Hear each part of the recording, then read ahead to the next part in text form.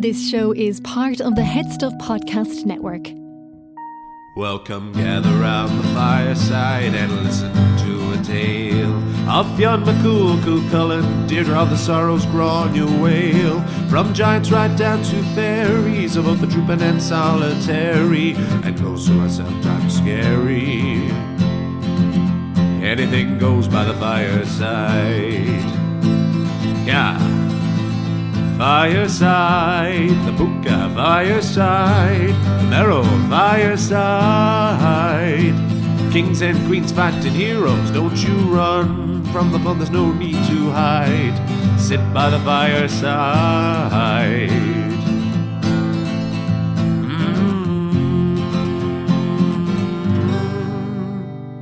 Fireside.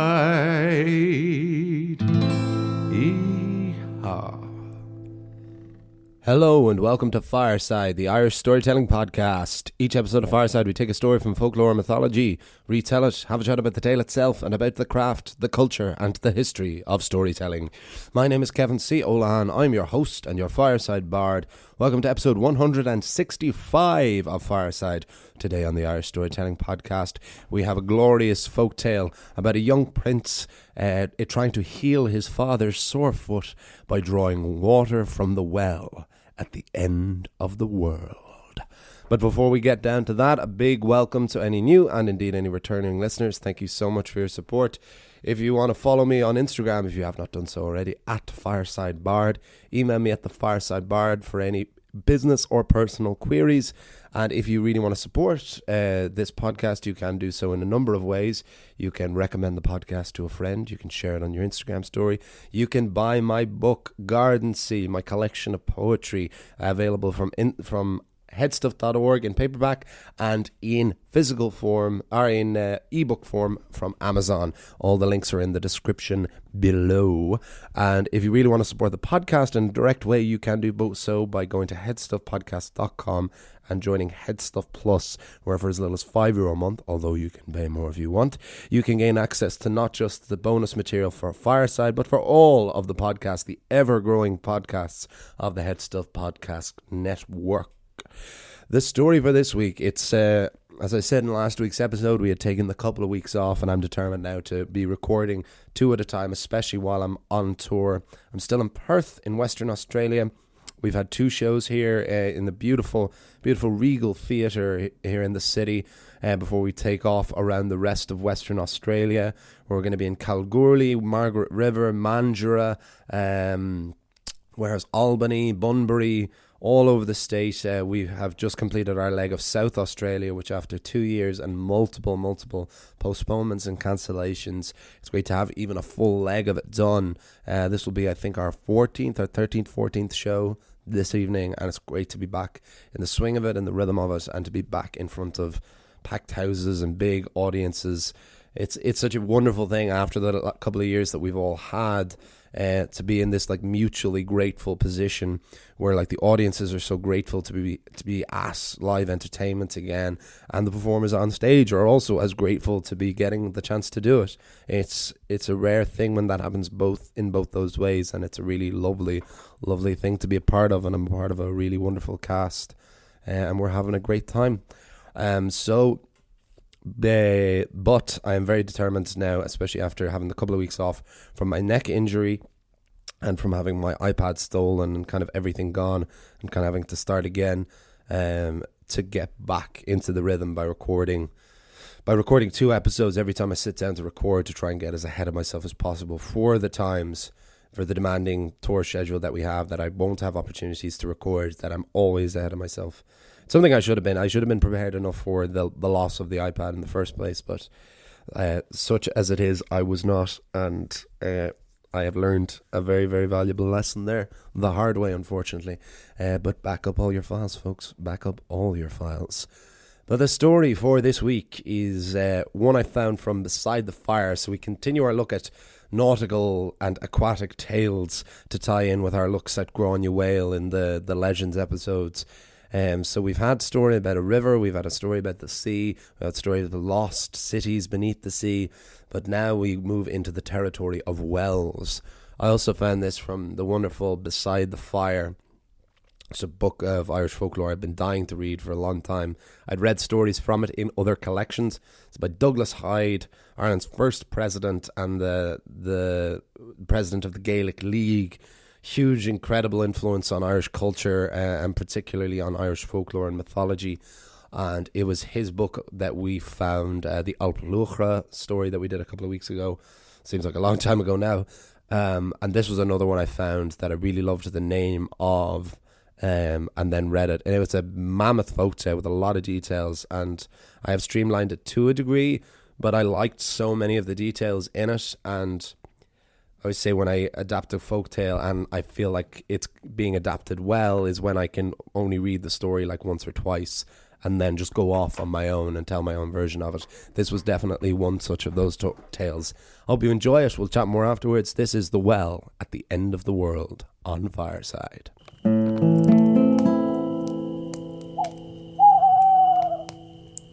The Well at the End of the World. Once there was a king of Connaught in the west of Ireland who had a very sore foot. While that may not seem like too much of an ailment, this sore foot endured and worsened for 20 years until after the king had 3 sons and each of them had grown.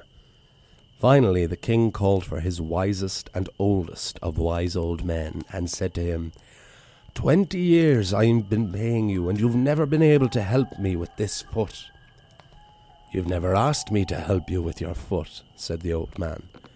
I know the very place. You must get some water from the well of Derra on Down, the well at the end of the world. The king felt foolish. That's why he was the king, and not the wise old man. The well at the end of the world was, naturally enough, at the end of the world. And no one had ever been to the end of the world. And the king was old, and was needed in Connaught. So he summoned his 3 sons, Art, Neart, and Ceart. Art means champion, Neart means strength, and Ceart means right, as in Cearta, for rights, as in Cearta. The king said to his sons, whoever can retrieve water from the well at the end of the world and cure my foot will be the sole inheritor of the kingdom. So the 3 princes set out on their fabled quest. They came to a crossroads, as travellers frequently do. Art and Neart both decided that the quest was futile and pointless, so they performed the traditional Irish ritual of going to the pub. Ceart was not so easily deterred, and he proceeded into the woods. In the forest, Ceart grew tired and came upon a questionable wooden cabin. He knocked on the door, and an old hag answered. Welcome, son of the king of Connaught. How do you know me? Said the king's son. Didn't I nurse you when you were born? Come in, lad. The prince entered the cabin and was fed, bed, and watered. When he awoke, he asked his host, Do you know where the well at the end of the world is? The hag replied, 100 years I am alive, and I have never heard of the well at the end of the world. So Ceart continued on his way. He emerged from the forest and came to a waterfall. Nestled beneath the water was a stone cabin. Ceart knocked on the door. Welcome, son of the king of Connaught. How do you know me? My sister nursed you when you were just a baby. Have you heard of the well at the end of the world? 300 years I am alive, and I never have. But I have another sister who is even older than me. She lives on the top of the hill across the valley. Ceart hopped the rocks across the river beneath the waterfall, crossed into the long grass of the valley, and climbed the hill to the house at the top. He knocked on the door, and a similar but even older-looking woman answered. Do you know the well at the end of the world? 500 years old I am, and I never have. But I have a brother who is over 1,000 years old, and if anyone has heard of your well, it's him. He lives in a cave by the coastline over 100 miles away. That will take me a long time on foot, said the son. Fear not, I will give you this nag that will get you there before nightfall. A tiny horse the size of a goat emerged from behind the house. I'll never fit on that tiny thing, said Ceart. Don't judge my nag. He's carried much heavier than you, farther and faster. So a saddle was put on the goppeline, and the king's son took off like a dried leaf in an updraft. Before he could steady his breath from the speed of the wind on his face, Ceart was at the edge of the sea, standing before a tall, dark opening to a sinister cave. The king's son dismounted as his trusty steed would go no further, and proceeded into the cave. Ceart came to a house built into the cave and banged on the hard stone door. An ancient man, with a strong resemblance to his 3 sisters, answered. Ceart took a deep breath and said, I am the son of the king of Connaught. I am in search of water to heal my father's foot. Please tell me you have heard of the well at the end of the world. Of course I have, but I have not been there myself. I am over 1,000 years old, and it is far and treacherous. But crucially, it is also a 2-man job. How are you with a bow and arrow? I have a steady hand under pressure, I can promise you that. Then perhaps you are the young pair of legs and strong back I have been waiting for. The old man invited Ceart inside, and they told stories by the fire late into the night. The next morning the king's son was awoken by the old man. It's time. The 2 companions made their way out of the cave and to the coast of the sea. The old man then handed Ceart a bow and arrow and said, Take these and climb on my back. I will carry you across the sea to the island at the end of the world. But the first line of defence of the island is a great eagle that swoops down to kill any attempted intruders. You will have 1 chance to shoot down the eagle. If you make your target, we will make it to the island. If you miss, we will quite literally be dead in the water. The prince climbed on the old man's back, and he began to wade into the deep water. Ceart thought the old man incredibly strong, as the king's son was kept fully above water as the old man held him up and sailed through the surf at the same time. Soon Ceart saw a dark dot high in the sky, followed by a high and shrill cry as the dot grew closer and closer into review, revealing a ferocious eagle. Nervously but steadily, Ceart gripped the handle of the bow, pulled an arrow from the quiver and aimed, steadying himself on the old man's shoulders before taking a deep breath and letting the arrow fly. The eagle took an arrow in the chest and fumbled in the sky but kept on flying. The great bird then began to circle and turn again before diving to attack the travellers once more. Ceart watched the eagle and reloaded the bow and arrow. He waited until the eagle was so close that he could see the whites of her eyes and the blood on her talons before Ceart sank an arrow in the eagle's heart. Is she dead? Asked the old man. She is now, said the king's son. Ceart and the old man finally arrived at the island at the end of the world. The old man said, This is as far as I can take you. You must go on from here alone. On the island is the castle of the Queen of the End of the World. She sleeps only once every 7 years, for an entire year and a day, and she is asleep at the moment. But she could awake any day now, and if she does, you will never be able to save your father. Go into the castle, find the well, and fill 2 bottles with the water from the well. 1 for your father and 1 for me. But I warn you, do not touch anything else. Anything else you touch will bring you terrible luck.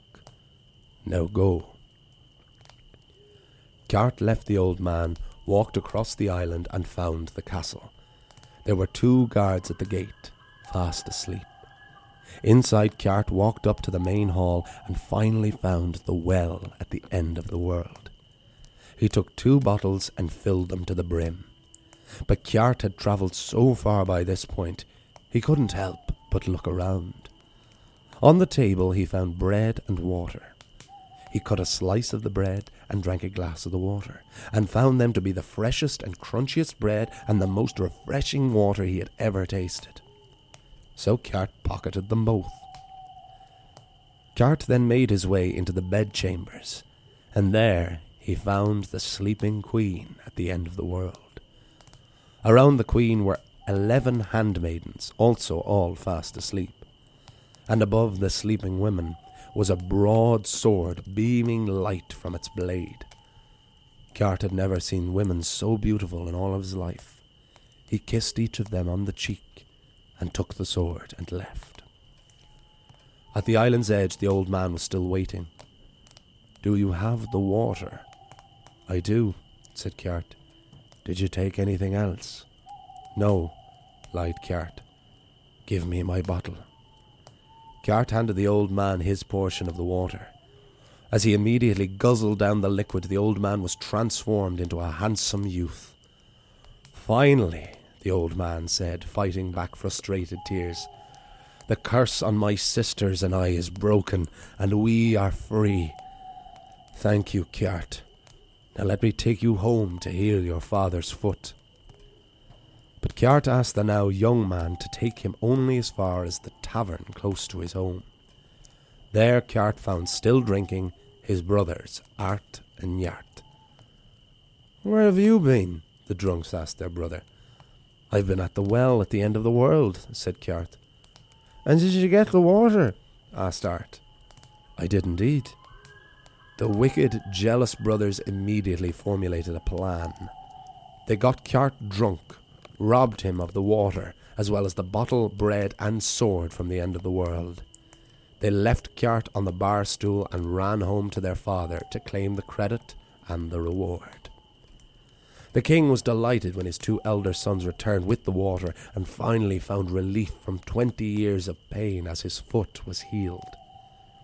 "But where is Connaught?" the king asked. "He is drunk at the end of a bar," said the brothers.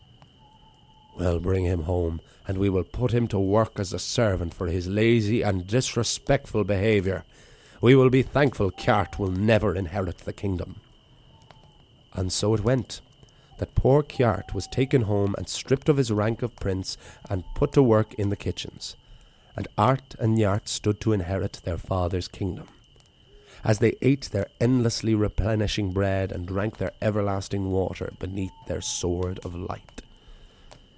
But then, far away at the end of the world, the queen awoke. The queen was infuriated to wake and find that a thief had been in her castle, killed her eagle, and stolen her bread, water, and sword. She was even more shocked to discover that both she and all of her handmaidens were pregnant. The queen swore to find the thief and supposed father of all of their children. It wasn't long before she arrived at the king's castle in Connaught. The queen of the end of the world said, "Have you any sons?" "I have," said the king, and Art was summoned. "Were you at the end of the world?" the queen asked. "I was," said Art. "We'll see about that." And the queen plucked 2 hairs from Art's head and wove them into a hairy ladder. "Climb this ladder, and if you are telling the truth, you will make it to the top." Art climbed the ladder and made it to the 2nd step before the hair tore and the prince fell and broke his ankle. Next, Njart was summoned. He also lied, climbed the ladder, fell and broke his leg. "Have you any other sons?" the queen asked the king. "I have," the monarch replied, "but he is a lazy drunk. No way could he have made it all the way to the island at the end of the world." "Produce him," said the queen. Connaught was brought from the kitchens and successfully climbed the ladder to the top of the castle. The king was astonished. Ceart was reinstated as prince, and his treacherous brothers Art and Neart were sentenced to death. But the kind-hearted Ceart convinced his father to spare Art and Neart. And Ceart left with the queen and her 11 handmaidens to raise his children at the end of the world, before bringing them home to Connaught. And it is from these 12 children that the 12 tribes of Galway are descended. And Galway is still called the City of Tribes to this day. The end.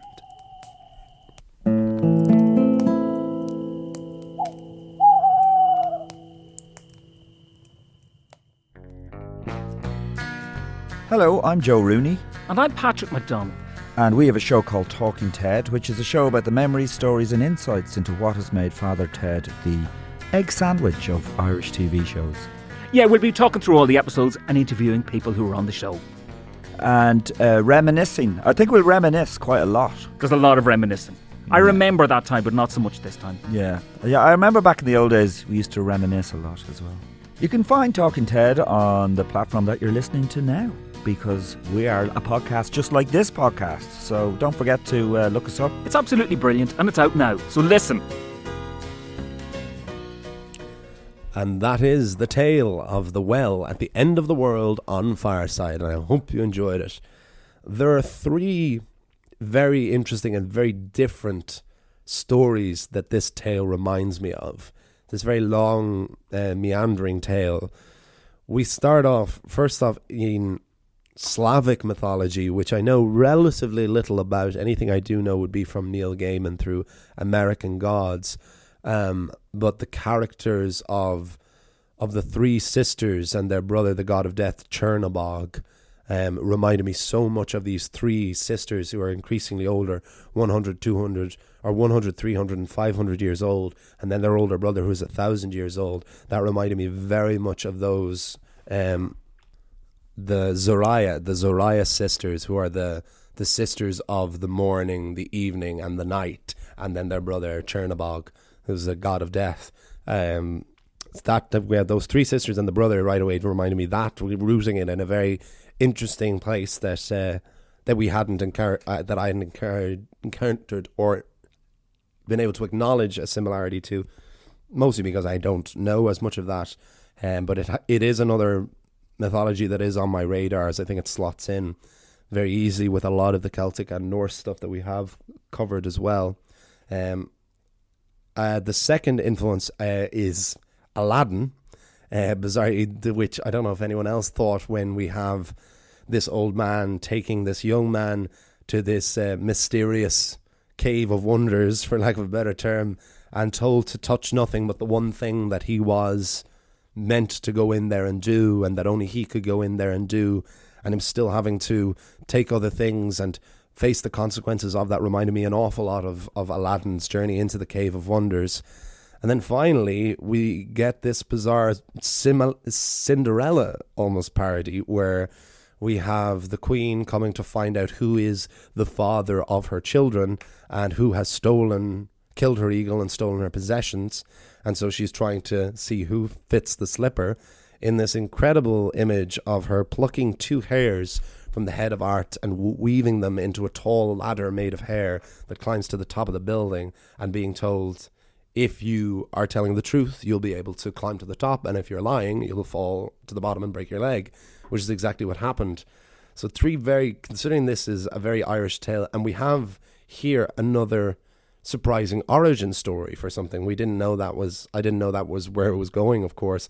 It doesn't open with saying, this is why Galway is called the City of Tribes, or this is where the 12 tribes of Galway came from. It's just a little nod at the end in a very similar way to the Legend of Hy-Brasil that we had a couple of weeks ago, inadvertently we have had 2 origin stories for Galway. We have had why Galway is called Galway, and we have where the 12 tribes came from. And they both come across as incredibly old stories, which I really like, because not only do I want to do Tales of the Sea and Tales of the Water while we are covering Gráinne Mhaol, whose dominion was the sea, I also ideally want to have stories that you could imagine that Granuaile knew and that were around in her time, because a lot of the folk tales are from much after Granuaile's time, more in like the 18th and 19th century. It's more like the mythology that would have been before, but every so often you get some of these tales that do seem to be old. So it's unknown if this is a more recent tale that like retroactively is putting this where the 12 tribes of Galway came from, or why Galway is called Gallav. But it's really nice to imagine the other way, that if these were tales about Galway, for a long time Granuaile's enemy, or certainly she was the enemy of Galway, but she was right beside in Mayo, that these are tales, especially her being a sailor and a pirate, and like these long months and weeks at sea where like storytelling was so important for sanity as much as the preservation of culture and entertainment, that these are stories that she would have known as well. And it's also, from a storytelling point of view, yes, it's another fetch quest tale. It's almost like you're listening to a video game of just setting off in this quest and the various hurdles and the fall at the end where he's taken all of his stuff and has to fight these like individual bosses along the way. But it's also going to a place we haven't encountered in any folktale or myth before, is the end of the world. And this is a thing in a lot of mythologies, where there's nothing, mythology and folklore, where it's like these worlds are their own. There is, in Grimm fairy tales, it's like there's nothing in the world outside this fairy tale forest, or there's nothing outside of Ireland. And it's really nice to imagine just like this whole, that these tales just existed in their own vacuum, that Ireland was the whole world, and like that the edge of the world and this island and this well at the end of the world and dead on down was right there off the coast of Galway. And so there was I liked all those little details of it, because it is a real journey story. Well, interestingly though, like it is a journey story, but there is like beats to it. There is consequences to it. The only thing I kind of edited or changed in my version is his trip back, Ceart's trip back to, also just love the names Art, Ceart and Nart, champion, strength and right. Little kneecap reference there. CEART is cumulum sa foghui in Garda Duji last at the Misharo Gast and Yuki to Mish Mahasiro Ada. For any kneecap fans out there, Ireland's Irish language based hip hop duo from Belfast. Check them out. Love their names. But there are consequences to this of Ceart coming back, and in the original tale his return journey is much longer. And he stops at 3 houses along the way, and at each house he loses one of the possessions he took. So he loses the bottle, loses the bread, and then loses the Sword of Light. But I thought it was just filler at that point, and it achieved the same thing. I actually liked the idea of the Queen arriving at the castle in Connaught and seeing her stolen items there, and knowing that for sure the culprit was there, just weaning her way through the brothers in this Cinderella twist kind of way. And it's a beefy tale, but one I really enjoyed, and one I could really visualize as well. This would be one that like I've adapted a couple of the stories into like script form, trying to think if like they could work on screen. I think this would definitely be one of those that I could see being filmed, and I could see visually, which is always very nice. But I will wrap things up there, folks. I hope you enjoyed the tale of the well at the end of the world. Another always nice when something feels very familiar but new, when we do, especially when we do more and more and more of these folk tales. Nice to constantly feel like our world is expanding, but it still is a world that we know very well and that we've built up this knowledge and this familiarity with. But next week we have our climax of the Granuaile saga, which is the meeting of the two queens, the meeting of Granuaile, Ireland's pirate queen, and the English Queen Elizabeth I, is what it's all been building to, folks. But until then, follow me on Instagram if you haven't done so already, at FiresideBard. Email me at thefiresidebard@gmail.com for all inquiries. Buy my book Garden Sea at Amazon or on Kindle, or at Amazon on Kindle or on paperback from headstuff.org. Support Headstuff Plus at headstuffpodcast.com. All of the links are in the description below.